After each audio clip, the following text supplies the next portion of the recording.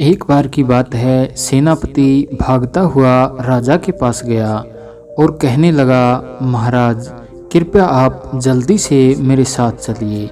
राजा ने पूछा, क्या बात है? सेनापति ने कहा कि हमारा पड़ोसी राज्य हम पर हमला करने वाला है, इसलिए हमें बहुत जल्दी ही तैयारी करनी होगी, नहीं तो वो हम पर हमला बोल देगा।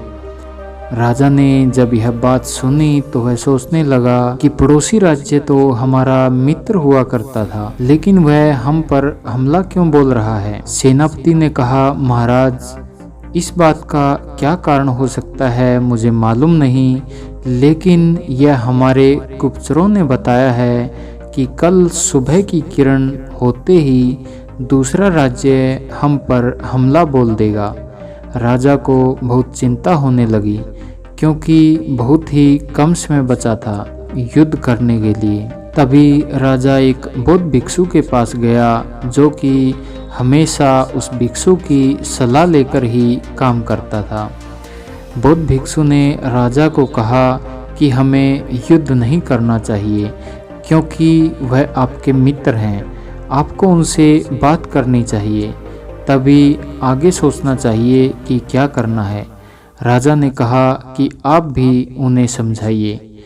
बौद्ध भिक्षु दूसरे राज्य के राजा से मिलने गए और पूछा कि आप लोग उस राज्य पर हमला क्यों बोलना चाहते हैं। दूसरे राजा ने कहा कि हमारे गुप्तचरों से पता चला है कि वह राजा हम पर हमला बोल रहा है, इसलिए हम बहुत जल्दी ही तैयारी कर रहे हैं उन पर हमला बोलने के लिए। उन बौद्ध भिक्षु ने कहा, आपको लगता है भ्रम हो गया है, आपको कोई फंसाना चाह रहा है।